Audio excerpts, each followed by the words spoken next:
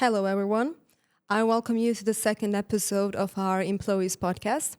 We will pick up from where our colleagues left you in the previous episode, and we will approximately talk about a period from October of 2022 to the June of 2023. And we will tell you about some important events, stuffs, decisions that happened in this period that affected us as well as the whole company. And yeah, talk about it from our perspective and how we gave our opinions and everything in those matters, and also, yeah, talking about how it affected all of us.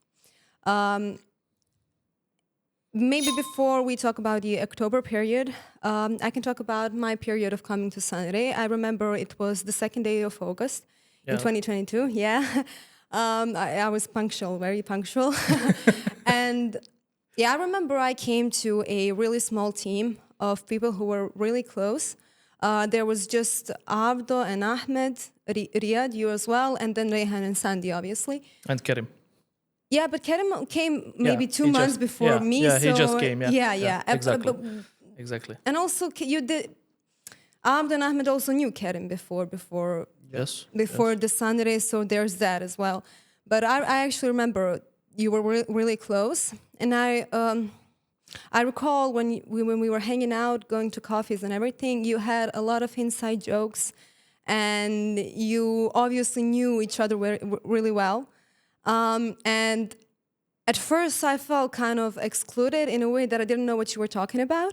Sandy says something funny and all you are laughing, and I don't understand the reference or anything. But what made me feel like I belong with you is that when you say a joke and you see that I don't understand it, you would usually explain it to me, even though it wasn't as funny as it was to you. But you did kind of include me in all of those, let's say, inside And jokes. you needed to see all of those videos Yeah, there was a lot of where we picked up those jokes. YouTube memes that I had to. Yeah. Definitely. Yeah, I had to watch all of those. Yeah, and I even remember Ahmed one time writing something to me and saying, "Hey, say this to Dio." It wouldn't, aka you. It wouldn't be fun if I said it, but it would be fun if you said it because you're new. Then I said it, and everyone burst out laughing. Yeah. So. Yeah, I think even all of this stuff is mentioned in the onboarding document in our company. I mean, at least some parts of it. So. Yeah, yeah. Actually, we do.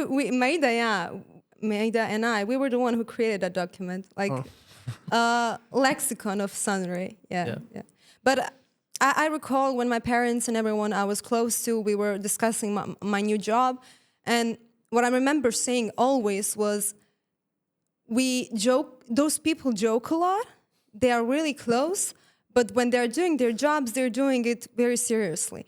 And I remember you were always working really hard on whatever you were doing, and then someone says something funny, or we lose maybe 2 to 3 minutes saying some jokes, watching some YouTube video.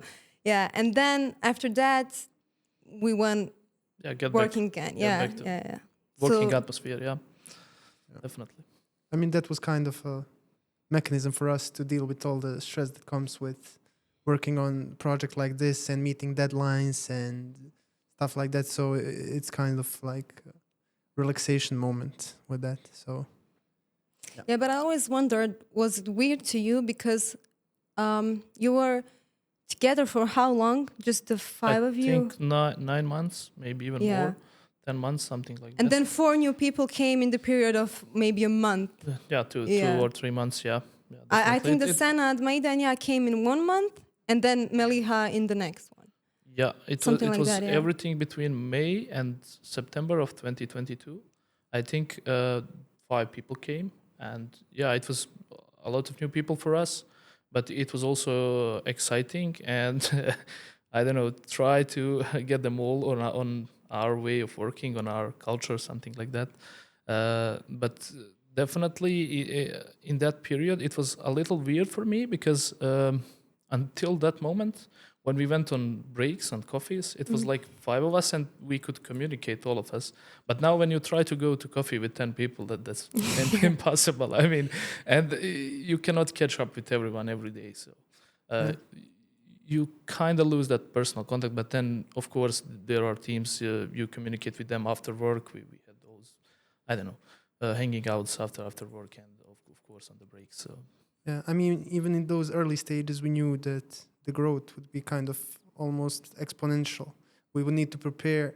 I mean, even in those moments, we saw that we need to prepare for growth. What if even more people come in? We need to be ready in all aspects, you know, even in technical aspects, in onboarding people, as well as the like social part of it, the jokes and Yeah. like coffees and stuff like that. And I also remember when we went to Blaga in that period, I think that was maybe my best onboarding on the culture of company that I could have, because we did a recap of the year that we had previously, and then Rehan and all of you, but Rehan probably mostly, spoke about the company itself, its culture, and everything that the company stands for. And then we also talked about our future. And I think that period that we had, that one weekend, I think that was my onboarding, like full onboarding that I had, and I could like understand what this company is about. Fast forward few months after that, we had that yearly meeting where we discussed our accomplishments in the year previously, and then the accomplishments that we are striving to in the year that is following. Yep. And I remember Rehan saying there was 10 of us in that period. And I remember that Rehan said that our goal for the next year is to employ 10 more people. And I remember Maida was one, okay, but how do you tend to do that? Because we didn't have the projects that were required, and you need projects to employ new people. And yeah, but from my perspective, I didn't actually thought about it a lot, like how could he do it? Let's say I saw that Rehan had all this drive, and I honestly Believed him. I believed him. He was like, him, we were gonna have 10 people in this, we're gonna do all the stuff, and I was like, well, he got us this far, so he probably knows what he's talking about. For me, honestly, I didn't think in that way. I was thinking like it's probably not possible, because we had like 2 clients at that moment, I think, active clients. And for me, it was like, how are we going to get all these new projects? But Rehan probably had a plan for that. I didn't know about it. But I was thinking like there is a really slight chance that we employed like 10 more people in the next year. But that actually happened. And it was awesome. I mean, with the start of the new year, from the February and March, I could see that we can do that. But in December of 2022, I didn't believe it. Yeah. But basically 2 months after, I believe that, because a lot of things happened in that period. Yeah. It did. The showrunner and higher basis projects coming in, and yeah. I mean, it just goes to show that, if you're ambitious enough, you kind of have a path to follow. So you can go. You need to make these minor steps to achieve a goal, like we did in these upcoming periods. Yeah, I even remember that Rehan mentioned that our goal is not to just have 10 new developers, since we are an IT company, but we actually I don't know if it was that period, but we already took over our own marketing. We decided that we wanted to create establish a marketing department. And then we decided a few people in marketing team, and then we just started working on podcasts. So we obviously needed someone working in that section as well, because none of us IT geeks knew how to use all these cameras and everything. Yes. And also few more developers. And I think I remember Rehan talking about how he would devote most of his time in the following months finding new clients, which he did. Yes. And we also needed a new QA and PM. Yeah, you're right. And also one new designer, because we really needed designer work on a lot of projects at that time. And Karim was also doing developer's job, and he couldn't catch up with all the designer basically work at that time. Yeah. Sorry, I was fixing our props. I also remember that not only did we do, I call this the year that we had, like a recap of the whole year, but then we also decided to require each team to create some annual plan and some decisions and goals that we will have in the next year. And I was the one who was I was leading the podcast team at that point with the help of Maida and Rehan. And I remember the task to create a yearly plan fell onto me for podcasts. And basically what we did is we divided the whole year, so January, February, March, April, May, and then we created. I remember we had a lot of episodes. We already had a concept for the podcast, but we then needed to actually take actual steps, so recording and everything. So we had how many episodes we want to record each month. We had to how many questions, which seasons, which basically everything that needed to be there to have this podcast look like something that's that will make sense and that will be successful. And also, apart from arranging the dates for all the recordings and all the editing and everything, we also created already a plan for the season 2. So just a quick draft of when we want to start recording it, what do we want to record, and basically pretty much like a draft of the season 2. Yeah, basically the moderators and what are... Yes, pretty much. And I think that yearly plan actually helped us a lot. I knew I needed it every time I wanted to. I mean, there's a lot of episodes that we recorded, and then we needed to take care of the space that we needed to work on the podcast, and also people will be available or not.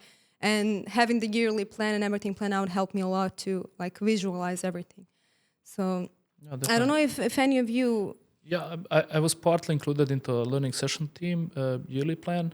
I know that in the period that Ahmed, Daoud, and me were working on Saloon, we had some kind of learning session, but it was just, I don't know, every month someone prepares some topic that he was working on, some part of the code, and he explains that. It wasn't really something at that time, but after this period, I think after summer, sometimes around September, Kerim and Ahmed started working on improving basically this learning sessions and everything. And I was later on included into this learning session team, and I know that we planned that we have learning session every 3 weeks, and we were all contributing about the topics. So everyone included in the company should say, this is what I want to present, this is what I'm good at, and I want to teach other colleagues about this. And we were all proposing, like, I think 2 topics at the time. And then there was a voting, basically whichever topic has most votes, that topic will be presented next time by that person who was the originator of that idea. So yeah, and that process improved even more later on. But at that period, it was like this. Yeah. I didn't participate in creating a yearly plan for any. Well, actually, so I'm actually part of the tech team, which is responsible for the major technical decision regarding programming. So I was mostly included in that, but actually that team is kind of specific because a lot of the things that we are doing cannot be they cannot be shortened and predicted what is going to happen in a year, because our team is mostly focused on issues that occur on that time while that is happening. I mean, there are some things that we think about, like the developer records that we are following for each developer in the company, but our main focus is kind of supporting teams and supporting developers. The supporting part and helping developers once they are stuck in quicksand and they are trying to escape from some issues, and we are there to try and help them resolve that. So That's kind of the I also remember while I was writing the yearly plan, I can say for myself that I completely understood why we are doing that and that moment. And even now, this year, we are also writing annual plans, but still, as I figured out with all the conversation with teams and Rehan and Sandy, yearly plan actually gives you a goal, a vision, defining something that we want to accomplish by the end of that year. And then you will have everything documented, all the things that you wanted to do, and you can look back and know where you were and where you are now. And also, while all of that journey is happening, you always know what your end goal is and what your vision is. So that's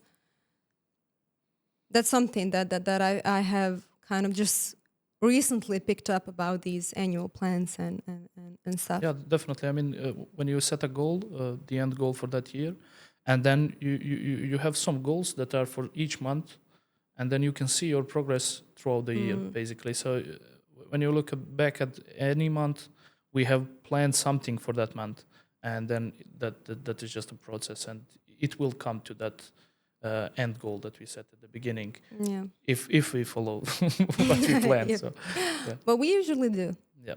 Not to brag or anything, but I mean, setbacks happen.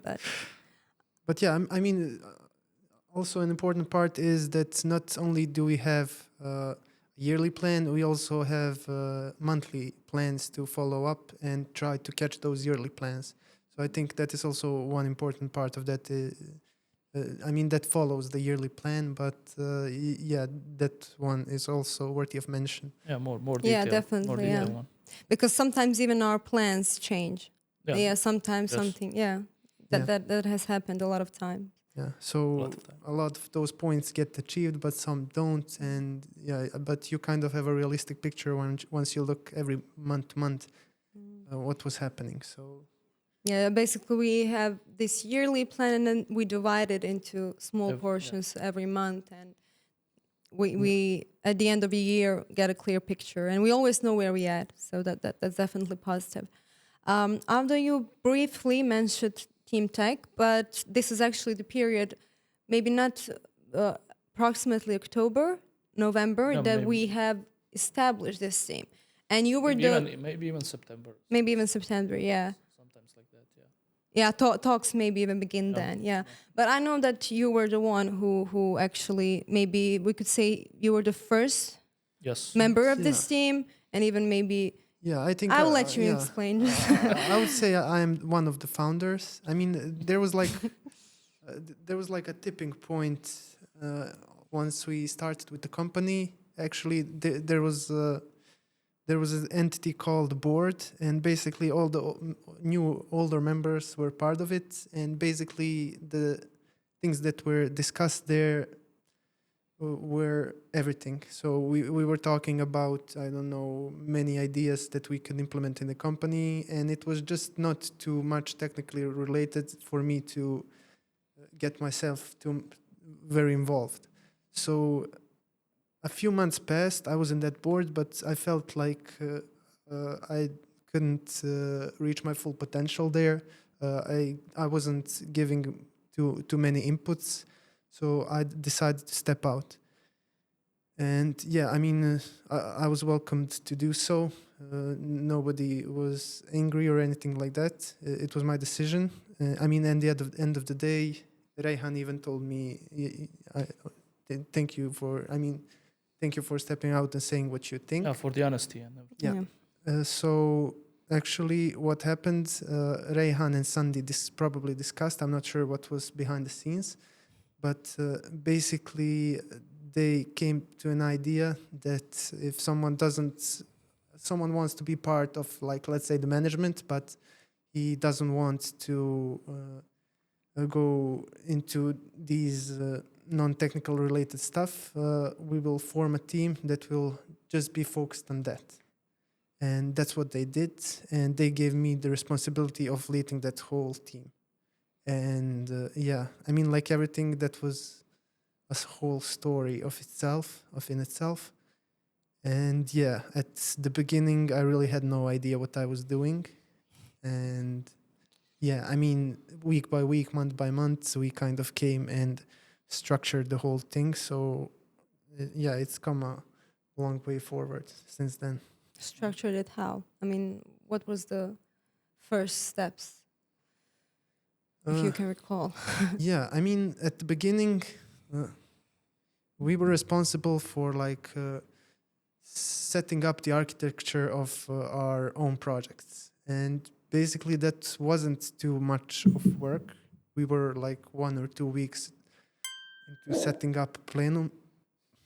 And then once we did that, we didn't have really too much work. So yeah, after that, yeah, we didn't have really purpose. We had like weekly meetings, but nothing came too much out of it. Yeah, I mean, I remember that period because I was part of the team tech in the beginning. The initial one was led by Avd, and basically me and him were only members there. And we have been choosing the technologies and everything for the new startup. And we were working on that basically in that period, and we were investigating stuff. And also we started working on the automation deployment about CI, but it was everything new to us, and it was really hard at that time because doing that besides your project is really time consuming. And yeah, as Avda said, the initial structure of team tech was not really good. We didn't have I don't know, some processes, some documentation, and or anything. And later on, when I think I left team tech after 3 or 4 months, and new people joined there, and then we had a lot of changes, and we started working on documentation, writing things down. I don't know, starting to write onboarding for developers, onboarding for interviews, and basically a lot of new things later on Yeah. came. But it was not in this period. In this period, it wasn't in that state. I mean, As I understood, in this period, you mentioned you did something for Plenum, some basic initial setup. yes, And as I understood, and even then, as I remember, I saw Team Tech as some people who, I don't know, who make decisions on those technical stuff, like what yes, yes, programming language we will use, what environment, and stuff like that. Yeah. Yeah, but also during that period, during the development of Team Tech, a lot of new employees started, and by employees I mean specifically developers. And a part of our responsibility was to onboard these developers, to know the rules that they have to follow once they are in our company. How do they need to write commit messages? How they need to use Git? All the basic etiquette for onboarding them. So out of that one came a lot of new ideas, and then we also thought about keeping developer records. So we basically know what our developers are capable of, and what they need to look in the future to reach even new heights. I mean, also what is important from the dev record now, when I'm thinking about this, is when you follow this dev record, you have bullets of technical stuff, and we follow for every employee, for every developer, on which state of, I don't know, knowledge about this bullet he is, and you can keep track of which are the good sides and which are the bad sides, and in what field he is good at. Maybe someone is good at backend stuff, someone is good at front end. So when potential clients came, I don't know, we can introduce these developers to them in a truthful way. Because I know from the beginning what Sunray was doing, it was never lying to clients, never lying to about anything. So we could give them the, I don't know, clear picture what this developer can do. We can't say he is a senior if he just worked for 1 year on front end. He cannot be senior backend developers. Just giving an example, but Right. I remember actually you mentioned already the dev records that we created for the obvious reasons. As you said, to track each developer's path Yes. and development and knowledge. And I remember the first time that that we got the dev records. I remember actually Avda was the one who sent out the form and the document that we had to fill in. And I also remember that we had this this section that said level. And I remember I was confused. I mean, it said, for example, I don't know, using hooks and then level.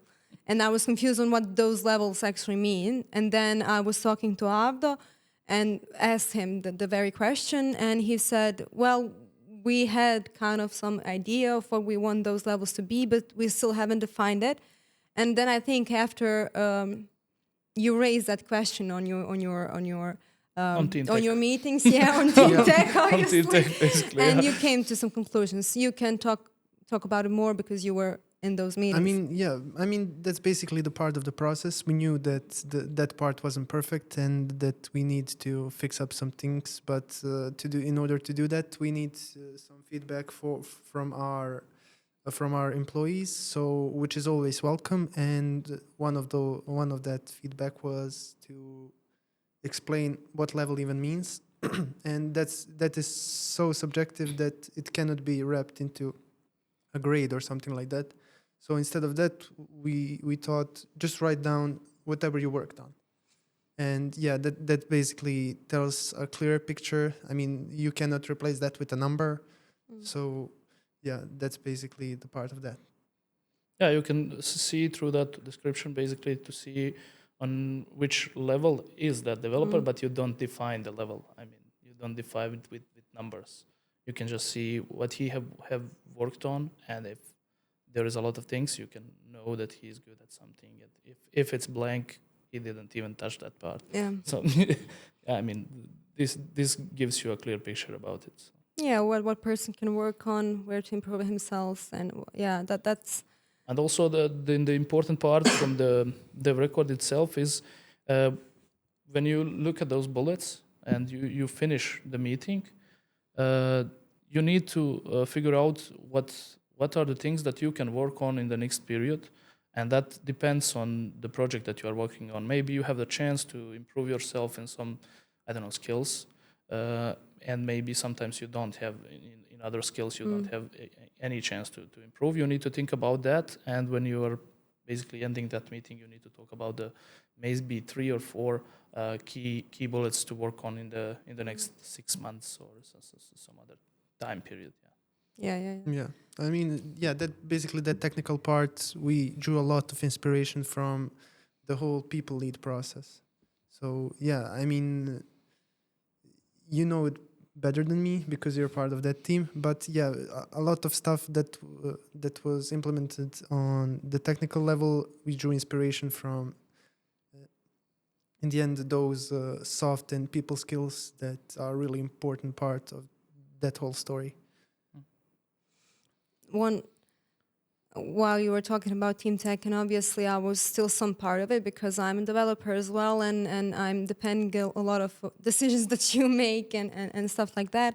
And one constant that I have seen in all this process, we obviously didn't end up exactly as, thank God, but we grew with our ideas and visions from the first period. But I think that one thing is constant, and that is the Team Tech is there to help each developer to sharpen his skills and know where he stands at, and also the company knows where we stand at, and you basically have a whole diary of your skills so I think, I don't know if you can comment on your thoughts about the Team Tech then and Team Tech now. I mean, like I said, it's a whole different story. The meetings at the start were sometimes even awkward. We didn't know what to talk about, because a lot of the time we were talking about issues that were happening, and we cleared that up in like 5 minutes, and then we have like another 25 minutes and we didn't know what to talk about. But basically we needed kind of Rehan to shake us up on that one. So he kind of Pushed. he pushed us. He inspired us to come up with changes that we can implement on a company level from a technical standpoint, so we can make everyone's time here easier. Yeah, another aspect of dev record is basically the personal growth, because you are basically tracking yourself and how are you doing stuff, and which are the things that you are good at, which are the things that you are bad at, and you can work on those bad things that you can improve and get better. And I don't know, it's not just for the company. We need to say that it's also really beneficial for the personal growth in programming. Definitely. Yeah. Yes.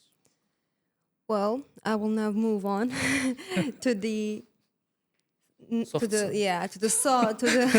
the second most, like, we have two parts. We have team tech, we have people lead. You probably already know that, so they are like completing each other.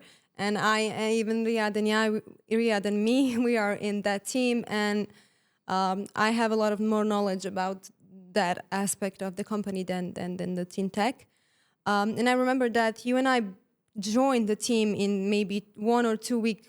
Yeah, it was really Yeah, close. it was really You close. maybe joined 2 or 3 weeks before me. Yes, I So think it was like that. yeah, the same period. Yeah. Yeah, I remember my path of. Actually, when I first came to the company, it wasn't established yet, but there were some basics of it. And then we had those performance review and everything. And then Maida joined, and also Kerim. And I remember I was always interested in what are they talking about in that meeting, because I had a lot of interest in all those soft skills, people's soft skills, and the company's decisions of how we are going to do this, how are you going to do that. And I think that I somewhere in my subconscious always actually wanted to be a part of that team. And then I remember in December, when it was our birthday, we were organizing some event, actually our birthday event, and Rehan was always, I remember him, he was like, always take the initiative. If something is not ready yet, if something is being held back, we are not doing that in time, take the initiative, do it yourself. And then I figured out that we have a lot of plans for birthday, and birthday is in 2 weeks, and we don't have time. Like 2 weeks notice is just not a lot of time to prepare a whole event. And I remember going inside Rehan's office. I was a bit shy still then, and I was still a bit insecure, but I knocked on his door and I was like, hey, do you remember that we have birthday? Could we call those people that we wanted to call and arrange all that? And I remember Rehan being like, yeah, let's do that. And then he included me in that whole process. I think that when I took that initiative, he saw an opportunity to include you into people. To include me, and also to have, I'm missing a word, but actually to delegate all that work on me. And I think that in that period, and even we talked about this afterwards, he saw that I took initiative, and he thought something could come up out of this. And he gave me like a green light, and gave me the opportunity to organize that event myself. And I think that I did that, and I wasn't even aware that a lot of stuff and delegating all the work and tasks, I did it myself with the help of all the people. But let's say I was like leading that whole process of creating that event, Definitely, yes. organizing that event, yeah. And I think that was my first, let's say, breakthrough in this area of leadership. And then even Rehan, as I said, we discussed this afterwards, and we both agreed that that was my breaking point from the side and the path that I will take in the company. And then maybe a month or two after that, Rehan gave me some people from company and said, you will be leader to these people and help them accomplish and improve their soft skills, and also take notes for their performance review from that perspective. And I had that whole like testing period, as we both had. And basically everyone who joins either one of these teams. But yeah, I remember after that test, I passed it, and I joined the people lead team. And honestly, I was I was really happy. I mean, as I said, I think that from the moment that I came, I wasn't completely aware that I wanted to be there. I wasn't aware that I had that thought. But when I go back to that period, I know that whenever they were going on a meeting or something, I was always like, what are they discussing? And I was always interested in that part. And then Maida and Rehan or Karim, I think in that period as well, come to us with some decisions, talk about soft skills. And I always had like this soft spot for all of that. I want to be included. Yeah, I want to be included. And I haven't thought on that. I haven't thought of this. And yeah, so that was some quick, like, my journey to joining that people lead team. Yeah. Yeah, for me it was I think in the period of December, November, I was between this team tech and people lead, and I was really thinking I wasn't really part of any team at that time, nor team tech nor people lead part, and I was really finding myself. I was trying to think about it. What is most what is more interesting for me? What is inspiring me? Am I really a tech guy, or I'm more into people, into communication and everything? And also Rehan and Sandy asked me a few times, do you know what you want to be? Do you want to be on this side and on the other side? Or do you want to be basically what you are now, all around, or you can help out both teams, but you are not really part of them? And I still didn't know the answer. I wasn't really sure. It was the debate with myself. And when I came to my performance review, and the way I prepared my performance review document, and I started talking with both of them. Mm-hmm. Basically, I was reading one thing, and Sandy was reading that on their side. Basically, but whatever they said about me, I said it about myself. And Rehan told me after that meeting, I mean, if you can be this self-aware, if you can catch up things about yourself, if you can be truthful about yourself, then with the training and everything, you can also be truthful about other colleagues. You can basically see what they are good at, and you can see their emotional problems or something like that. And if there are some, I don't know, communication problems, you can communicate with them. So he saw that this part was better in me. I mean, this people side, and I went into that way, and I'm glad about it. Yeah. I've really found myself there. I mean, what's interesting to me, as you said, you were somewhere between tech person and the people lead person, and I think that I had a similar situation. I mean, I was obviously a developer, but then I did some design as well. Yeah. And then I also was this person, people person, yeah. And then, what's interesting to me that as a lot of stuff in this company, it has happened in this natural way. Yes. We didn't force anything. Like I had the opportunity to do all of this stuff. I did a bit of developing and also design. And then through all those stuff in month 2 or 3, we had this question in our head: how are we going to do this? And what are we going to do? And where are we going to put all these people? But then through working with them and as I said, my breakthrough was that unintentional leading of that event, and also your unintentional awesome performance to you about yourself. Yeah.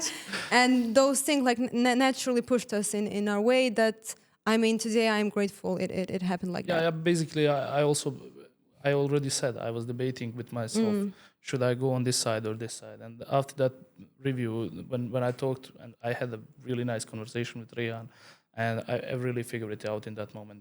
I'm more into people than into technology, but that's still my job. But No, it's still both of our jobs, yes, but we take a lot more excitement and passion. Yeah, you have passion for this part, but you are still doing both. Yeah, things. I feel fulfilled each time I have those small interactions with people and I help someone out, or that definitely. we have left out Yeah. for I mean, this part of the conversation. but I mean, perhaps I can give my 2 cents regarding this because I'm usually on the receiving end of the people lead like observations. I mean, yeah. So basically, I think it's a good initiative.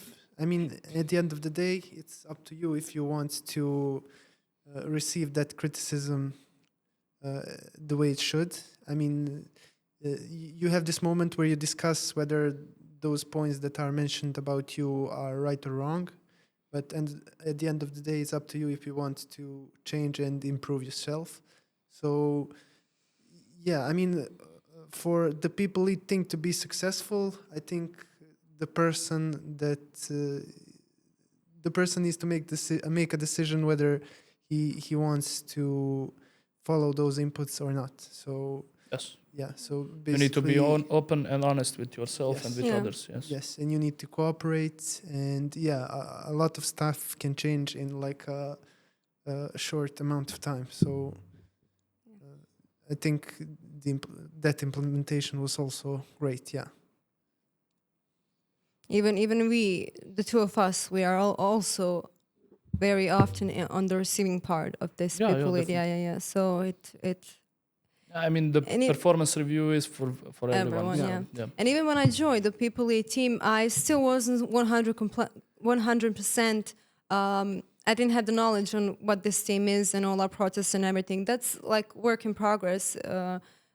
First you against Yes. yourself, and then also you and the team. It's always changing, always moving forward, and yeah. And also, we changed a lot of stuff during the time. I mean, it wasn't Yeah. like this. The process in the beginning, Neither of the the people, process the same we, as yeah. tech team. I mean, we didn't have everything at the beginning. It was Mm-hmm. just continuous development of the processes, of documentation, of way of working, of everything. Yeah. So it changed a lot. Yeah. But these beginnings were, I think, were really good foundations for the stuff Definitely. that we have built today. Fast forward month or two, we came to May, and that was our.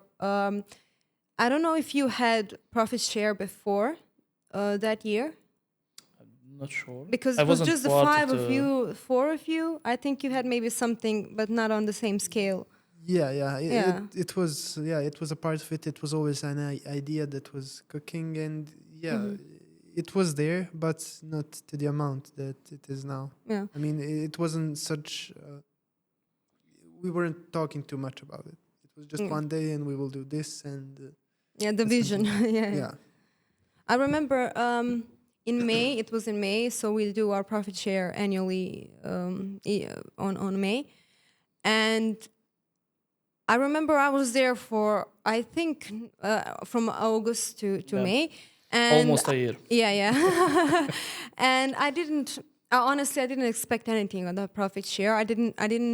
I wasn't even familiar with the concept itself all that good, because it was my first company, and whatever profit share is. I mean, and then I came to that meeting. I didn't understand a lot of stuff, and I obviously didn't expect something. But then I remember that each one of us, the person and people who were, for example, I was involved in organizing the podcast team, and I was the first lead there, and.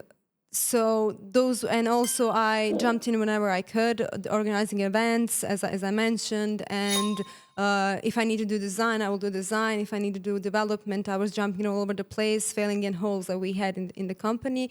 And I remember that was the reason that Rehan and Sadi decided to give some small, not small, it was significant to me. Portion of profit share to give some amount to that profit to me, and I was honestly very surprised, and yeah, I was really happy because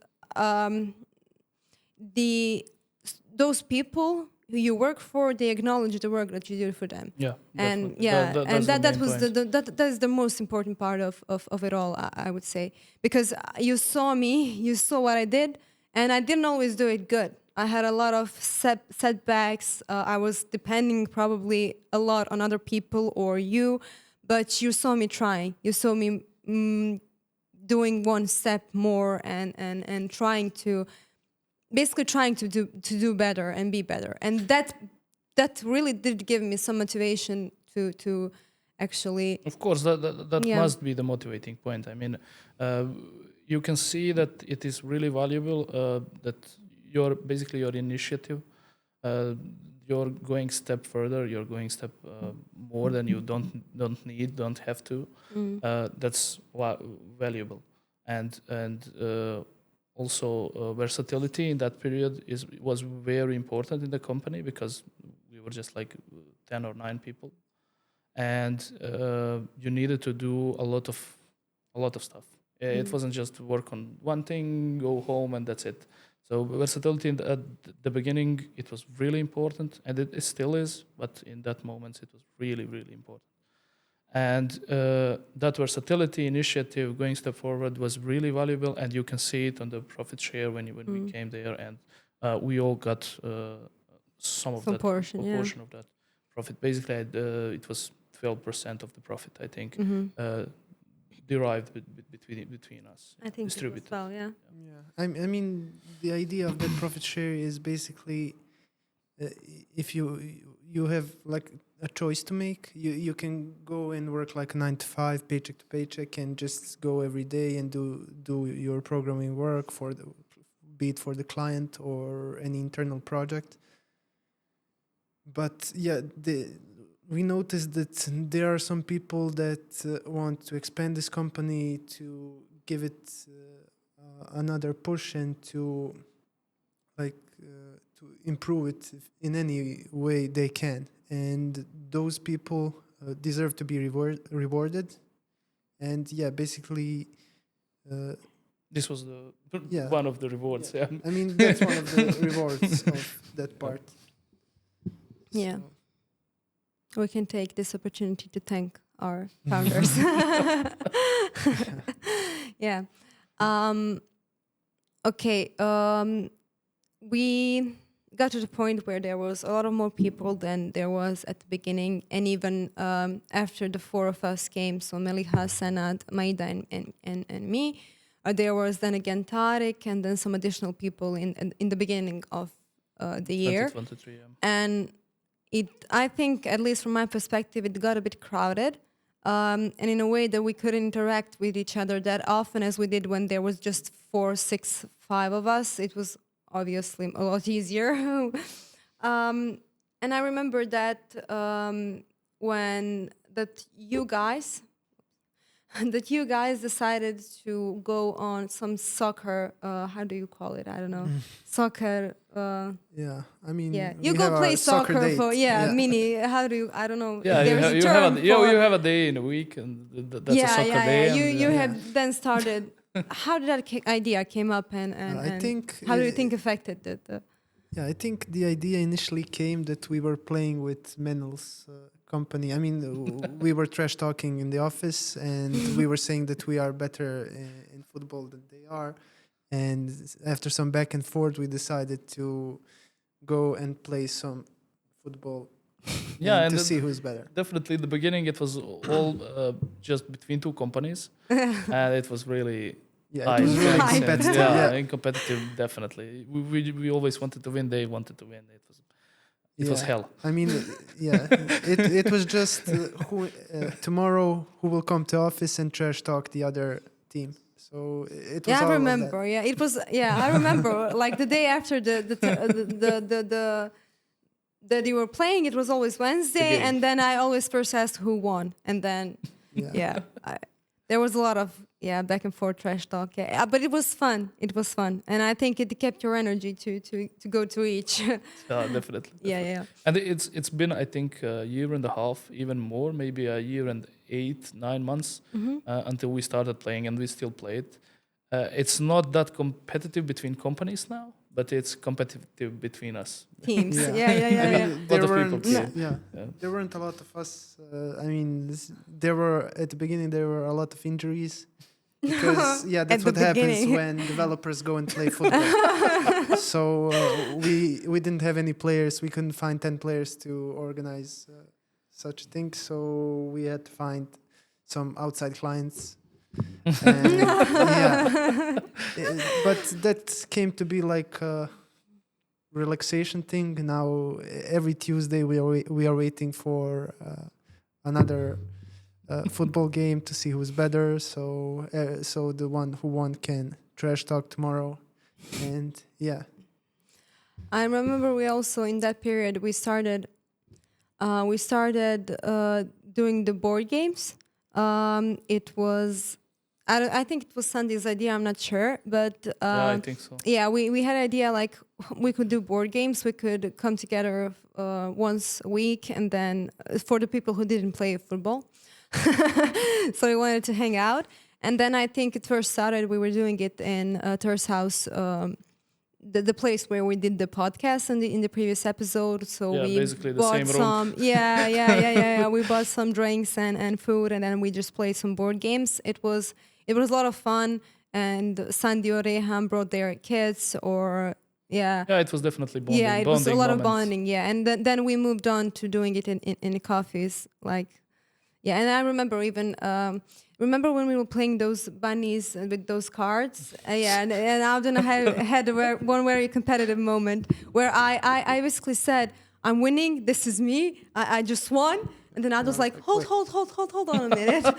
And then it ended up with him And then beating I me. helped him out to win. Yeah, you helped me out with that Real Madrid thing. Yeah, they did some football reference and Real Madrid stuff, was Yeah, it? No, Yeah. I think No, it Paris. was Paris, yeah, stuff. Paris. Yeah, yeah. Because that's Riyad's favorite team.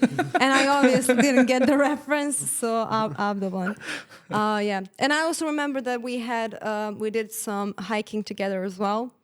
Like the whole company, basically. We a few times we go to hikings, and then also on our first hike together, I strained my, how do you say it? Ankle. Yeah, ankle. Yeah.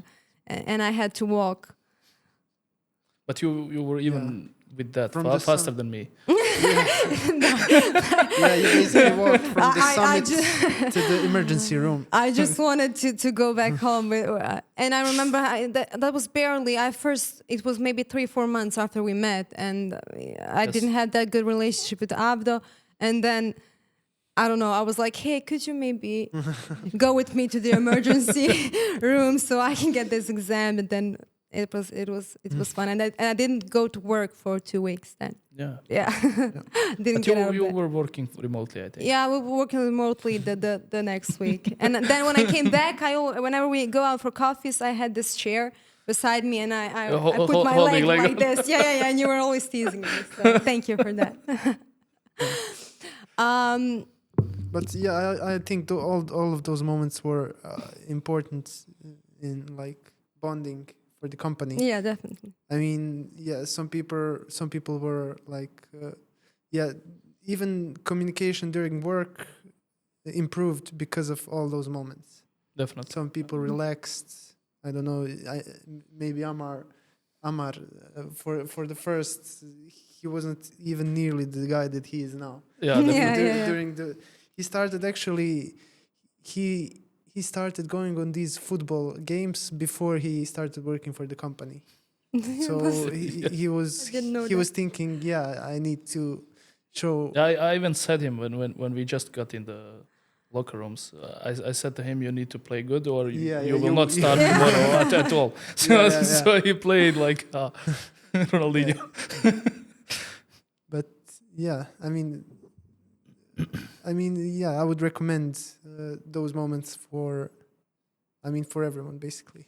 But I think that's kind of, if you think about it, that's kind of obvious. Like if you bond outside the work and you get to know these people, and then tomorrow if something, let's say something bad happens between the two of you and in the terms of communication or something, it's easier to approach them and to Yes. talk to them about trying And to be honest and to be yeah. open and to, Yeah. definitely. I mean, Communication is easier. I'm a person as everyone else, and it's easier for me to talk to you than someone who I met 2 days ago. And yeah, so that's definitely one section that affects this company as a whole. While we are on the subject of Toastmaster, what we are not.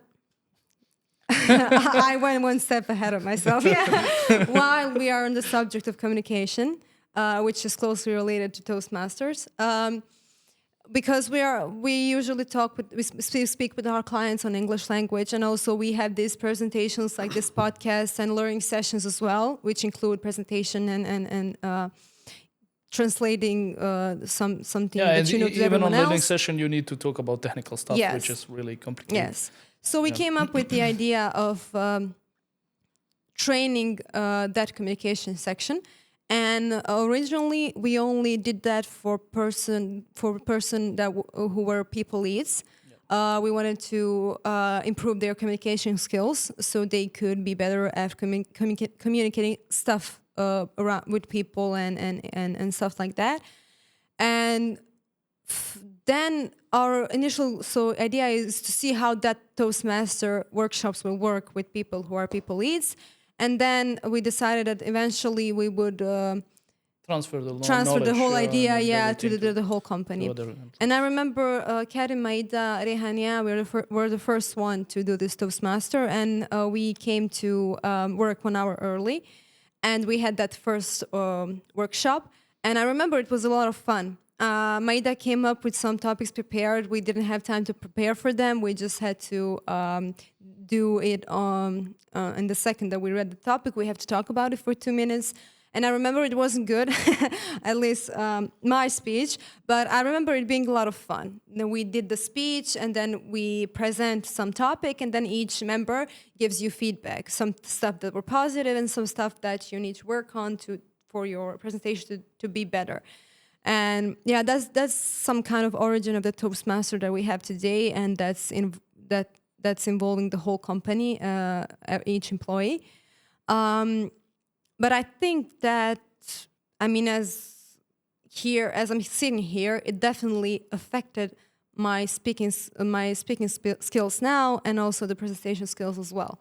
They still need a lot of sharpening, but it's completely different than the person that I was before all those workshops. It definitely helped us all. I mean, when you talk regularly and you practice also speaking skills, but you also practice body language. You cannot just, I don't know, say something and that's it. We were practicing all of that and paying attention to all the details, and then giving feedback on those Toastmasters was really good, and you could know what you need to work on basically in the future, because every day we improve, we still improve, and as you said, this can be much better. But I think we improved a lot from the beginning when we just started doing the first Toastmaster, basically. Yeah. I mean, my experience was kind of different. I had quite a lot of learning sessions, so I had quite a lot of presentations before I started attending Toastmasters. So, but I still picked up a lot of it because for learning sessions I had really time to prepare, and a lot of the time I knew what I was talking about. But during those Toastmasters, you really have kind of this improvisation moment where you have to think what you were going to say, and also there is sometimes a topic that really hits deep. So yeah, a lot of people get nervous, but at the end of the day, it is a great opportunity to sharpen your skills. I think it helped us a lot from the perspective of English language, then the presentation, obviously, and also the skill of speaking improvisation, as you mentioned, definitely, and also finding ways to express yourself. I think because, as you mentioned, there was a lot of questions that hit deep. There were some emotional and our thoughts on a lot of stuff, and you need to talk about it. And I had the moments where I got emotional. Maybe you even saw it on the last workshop that we had, and even the last workshop, Maida probably had she had the best speech from the first Toastmaster that she attended to the last one, and the improvement was so obvious you could not deny it. So I think that definitely Toastmaster is something that has been a positive change that we introduced to our company. I mean, also feeling comfortable to talk between a lot of people. It's really a hard thing. I'm not sure a lot of people can do that, and we are still learning that, of course. But when you, I don't know, talk in front of 4 or 5 people and you don't know what to say, you are improvising, you feel anxious, and then you try to loosen yourself. And by how time goes, you just feel more and more relaxed. And then when, I don't know, you need to do some speaking in front of 20, 30 people, you will feel a lot better than it was just the first time for you to do something like that. Yeah. Yeah, I mean, I remember once I started working for one of our clients, and at the first meetings, I was really nervous. I wasn't really prepared. I didn't know what I should talk about. So basically, for everything, I was writing like direct messages. I was asking Sunday, "Is this okay? Should I send this?" Yeah. But Can't even send a message. Yeah, on my own. yeah, is this okay? And yeah, basically, after a few months, due to all these Toastmasters and learning sessions and all of these things combined, it kind of became easier. So, I mean, at least from my perspective, I really don't have an issue anymore to improvise in front of like a minor crowd. So, yeah. One small point that is also kind of important for me around this Toastmaster is we did it like progressively. We first had Toastmasters for ourselves, the people leads, and then when we were established enough in that area, then we branched out and included other people, and then we still have that base team. Yes. Yeah, but that we are now leading other people's. I was on the receiving side. I was a pupil at the moment, and then I became a teacher to some other group of people.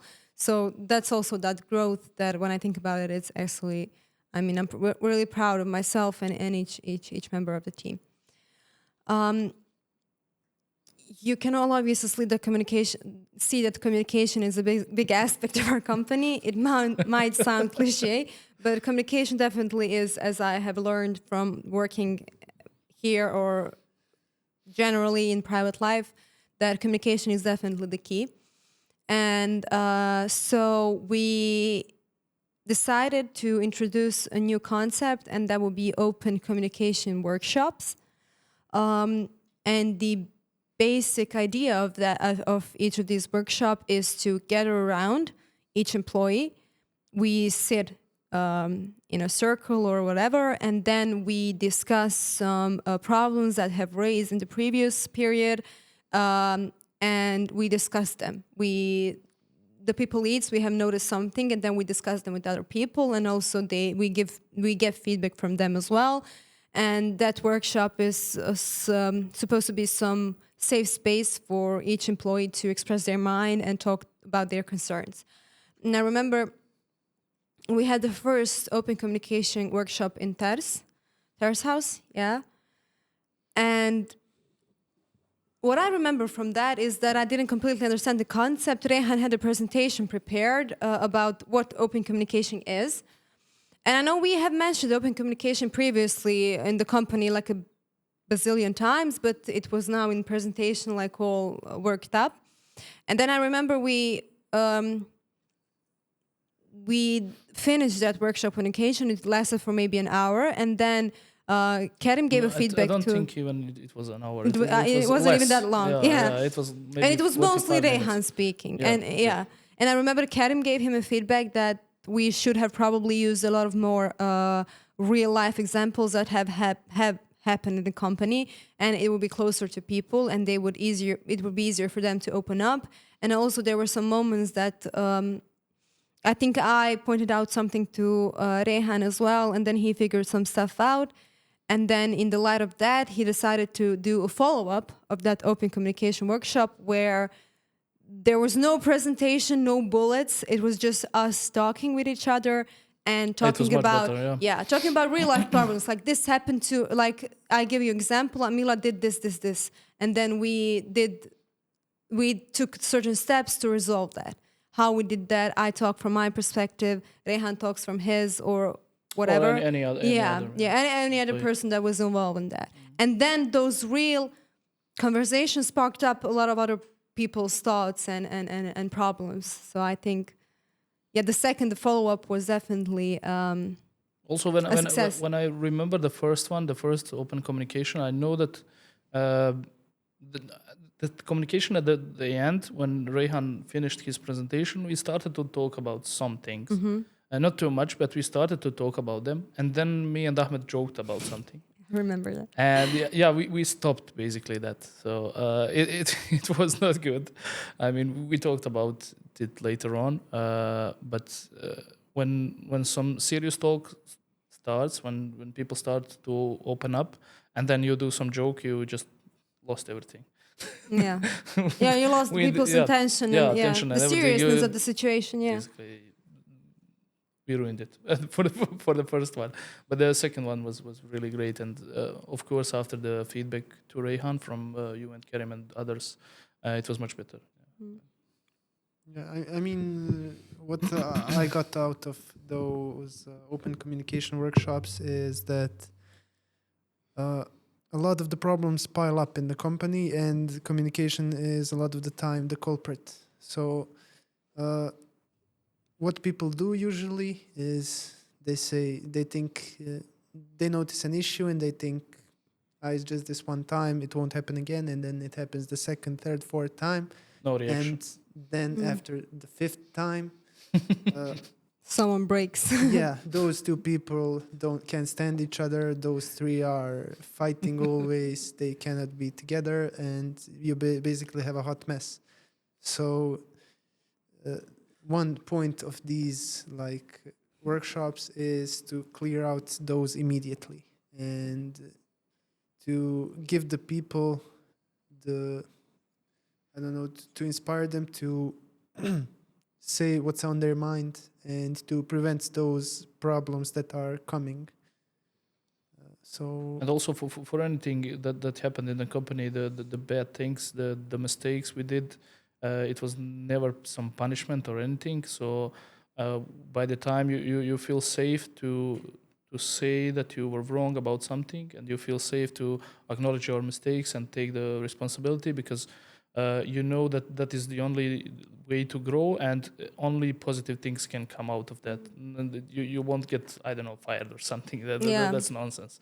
But basically, I think the main reason why people don't openly speak because they are always afraid. And we are trying in this company, we are still trying to make the atmosphere that people are not afraid and they can truthfully and openly say anything they want. Yeah. And raise any problem they have. Yeah, when we say people should talk about their problems, it sounds so easy, but the reality of the situation is that whenever we are in this open communication, it takes us maybe 15 to 20 minutes to get people to open up. And the irony of it is, it's really hard to talk about your own problems. I'm saying this as a person I have that anxiety when I start talking about some issues that I have with someone in the company or some situation or some decisions.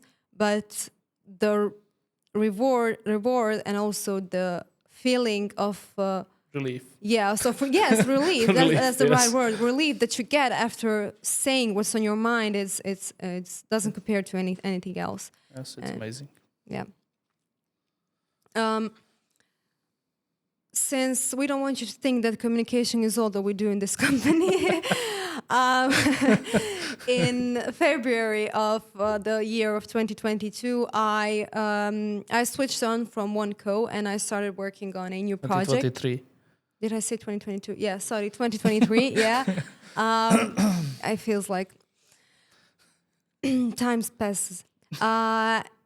I started working on Showrunner. It was our new client, and I started working on it with one of our colleagues, now one of our ex-colleagues, Senad.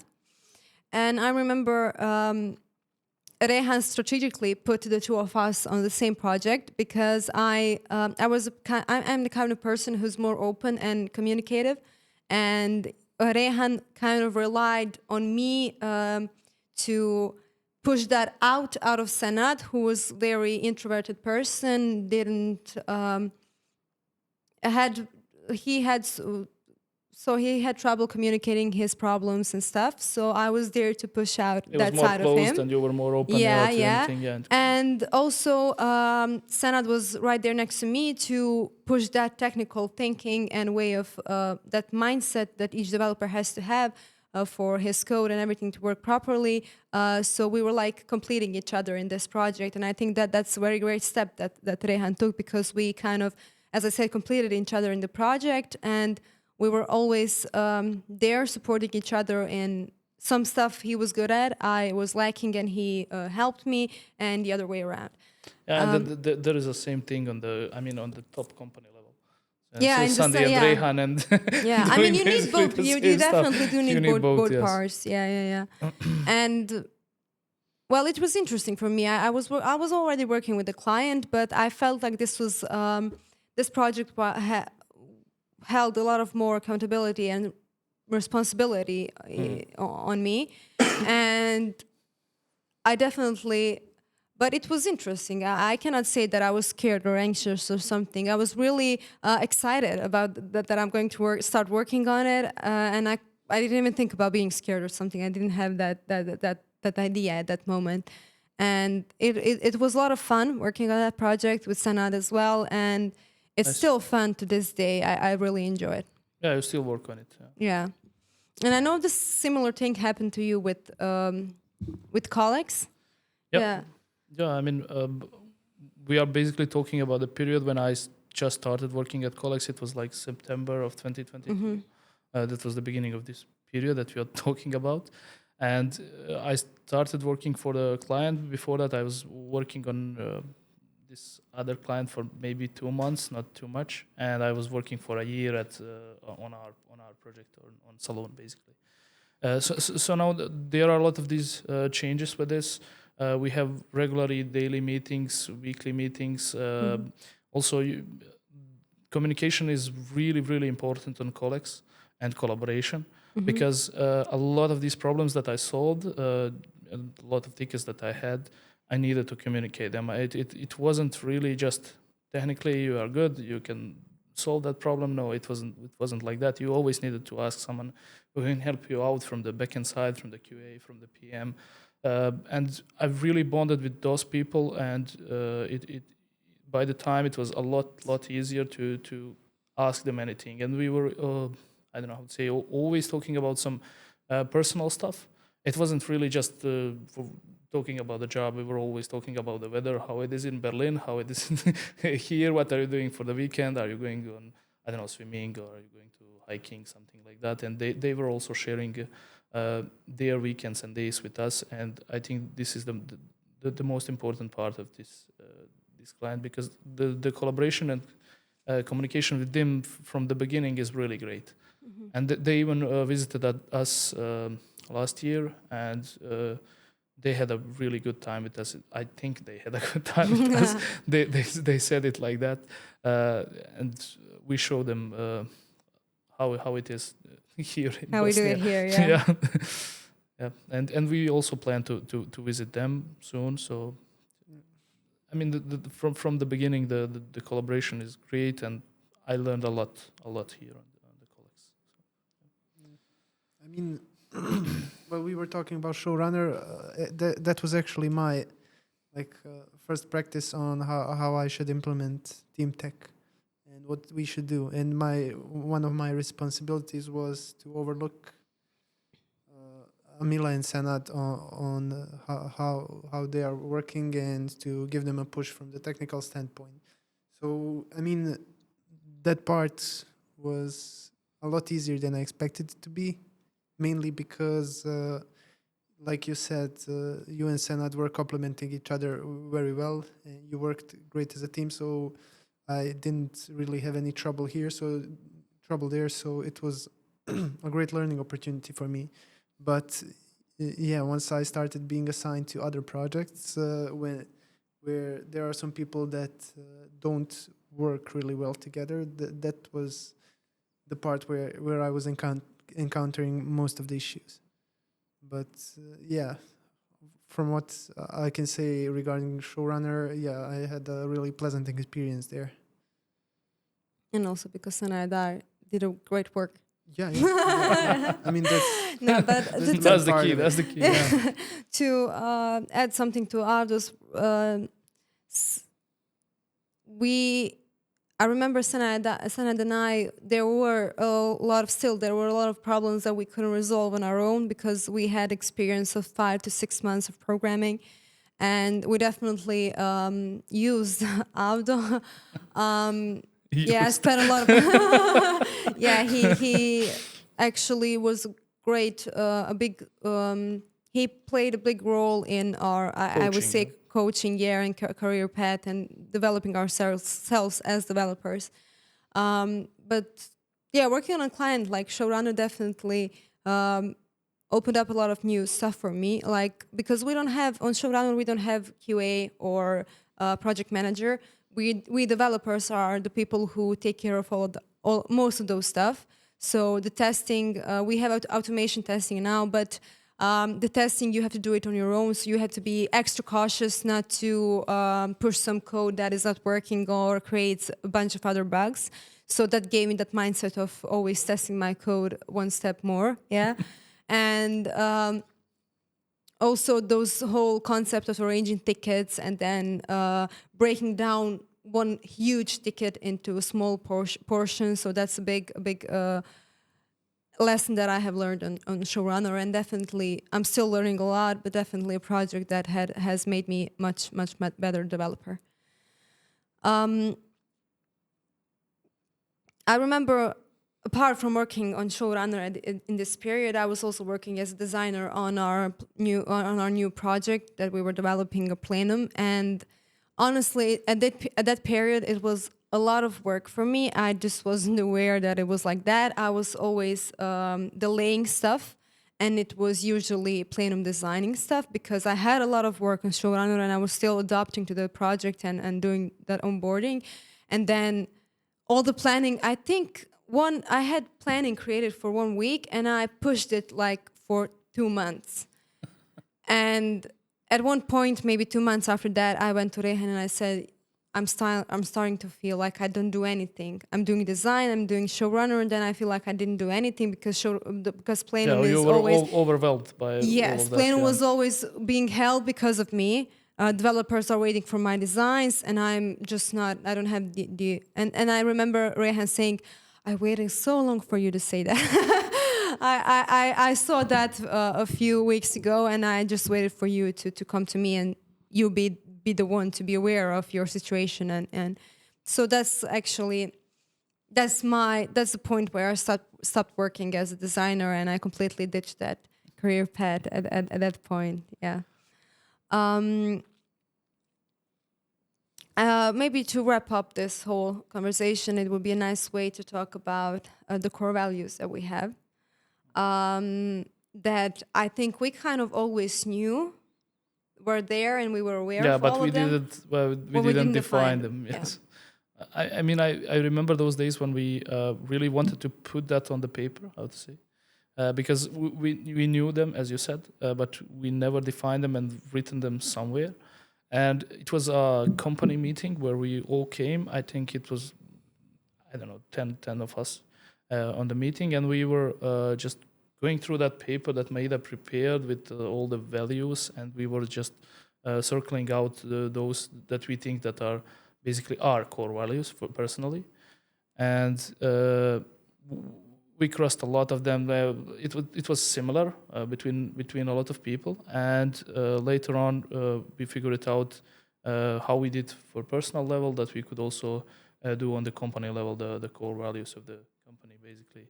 And I wasn't, I think, part of those meetings later on, but maybe you and or Avdo, I'm not sure, remember what was talking about in those meetings of defining basically the core values of the company.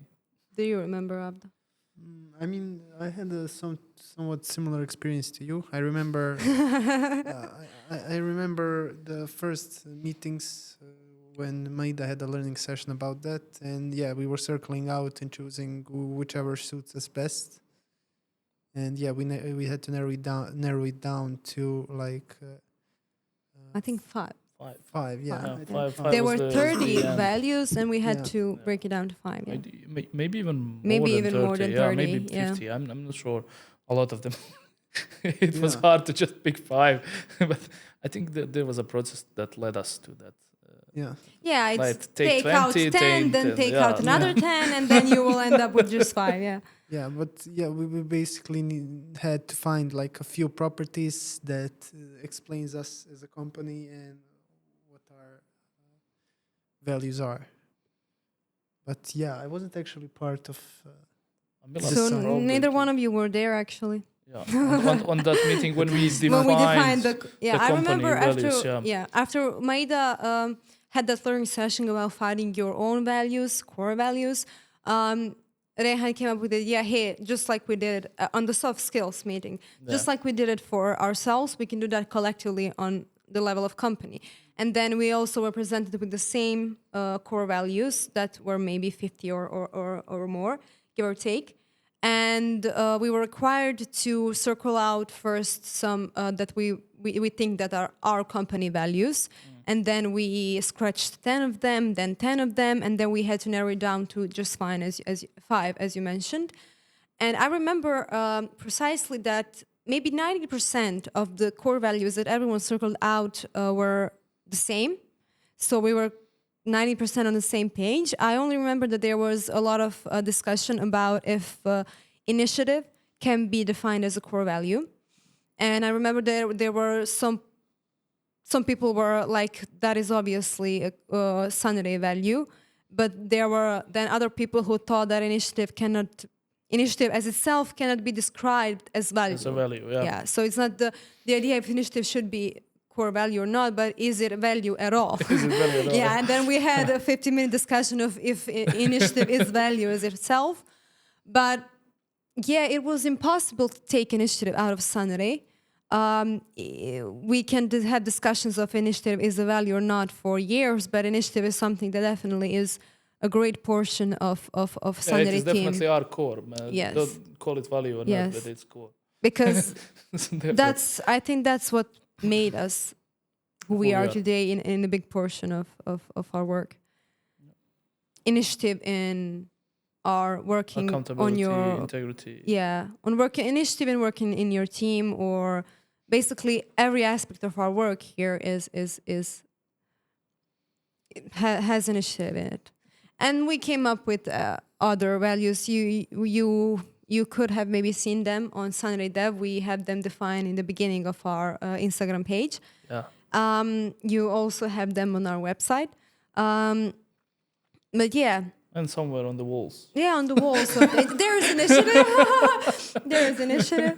Yes. Yeah, but I think that all those, the fact that we all circle the same thing tells you that we are on that the same we are on page, the same page and we know what we are doing. Yeah. And basically, and even to this day, I don't think that anything has changed. No, definitely not. Yeah. It's been a year, maybe more, even more. Since, it was more than a year. Since we defined them, yes, they, even more. Those Since values we- Say the same, yeah. And I mean, they were part of Sunray from the beginning, but yeah, they weren't defined. Yeah, definitely. Yeah. Yes, we said. And I see them still present here today in each aspect of our work. So I'm very proud of that. Yeah. And even the newcomers are kind of adapting to them. It's a lot, much more work with a lot of new people. We need. But yeah, I think as we discussed in one of our meetings, people lead meetings, the best way to actually transfer the culture and all your core values is to live by them. Yeah, to show them what we are doing, that they can also see it and see the positive sides of that, and also adopt those values. I mean, adapting those would help them not feel like an outsider, and make their work even more honest. So it can only be helpful. Yeah, I'm very confident that we will stand by those till the end or no end. yeah, we need to keep them to the Yeah, I think we will be able to do that. And I think they are the very reason that we are here, where we are today, with 21 employees in our 3 years of existing. Yeah, it's just, I think it's a big accomplishment. And yeah, I can see us believing in them in 5 years as well. Definitely.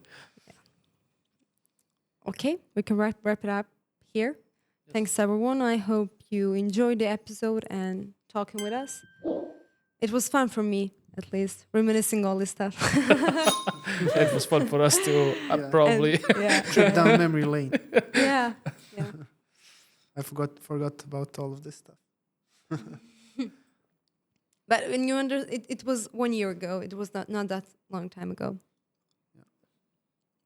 But a lot of stuff happened since then. Okay, thanks everyone again. And thank you. Thank you.